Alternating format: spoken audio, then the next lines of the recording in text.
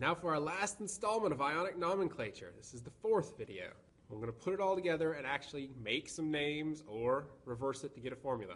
So, taking what you've learned so far, let's start with an easy example. For this first example, we're going to take sodium and we're going to take chlorine and we're going to put them together. First things first, what is the charge?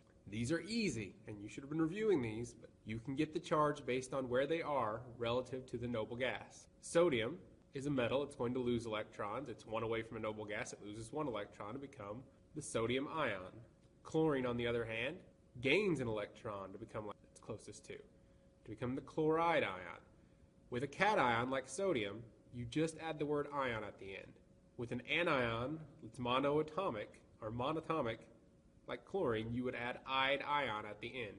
Based on their charges, I would need one sodium and one chlorine to balance them out so that there is a neutral formula when I'm done. So I put them together, drop the word ion, and I have NaCl. One sodium, one chlorine, sodium chloride. We don't put the 1 if there is one. 1 is a number we often omit.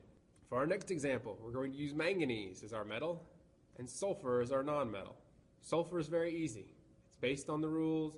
It gains 2 electrons to be like the noble gas, and as you just learned, you tack "-ide ion at the end and you have the sulfide ion. Manganese is a little bit trickier. Some of your transition metals and your heavy metals can have more than one charge. Manganese is among those. It can take on a +2 or a +3 charge. When you're naming these ions, you know that we just put the name and the Roman numeral that corresponds to the charge in question. So manganese +2 is manganese 2 ion. Manganese +3 is manganese 3 ion. Or there is the common naming system, which aus would mean lower charge, ic means higher, manganese, manganic. But otherwise, you put them together the same. You drop the word ion, put them together, and balance the charge. Manganese 2 sulfide, I need 1 manganese, I need 1 sulfur, put them together, charge is balanced, MnS, manganese 2 sulfide. With manganese 3 sulfide, I need 2 manganese and 3 sulfurs to make it work. Stick with systematic names as much as you can. They're easier, and that's all we really are worried about.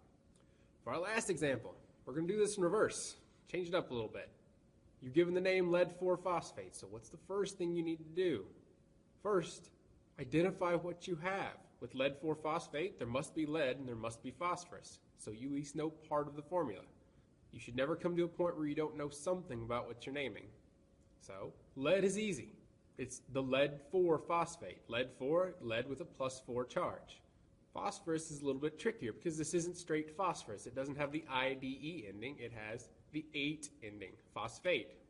If you remember, ite and 8 mean there's oxygen involved. Ite would mean fewer, 8 would mean more. So, 8 means there are more oxygens. In this case, that would be 4 oxygens for phosphate. As far as the charge is based off of where phosphorus is on the periodic table. So, oxygen doesn't change the charge any. It's still going to be a 3 negative charge. Put them together. Balancing out the charges means that you're going to need 3 leads and 4 phosphate ions. When you have a polyatomic anion or cation, if you have more than one of them, you use brackets along with the subscript to show how many. Otherwise, it works as usual. Good luck on your nomenclature.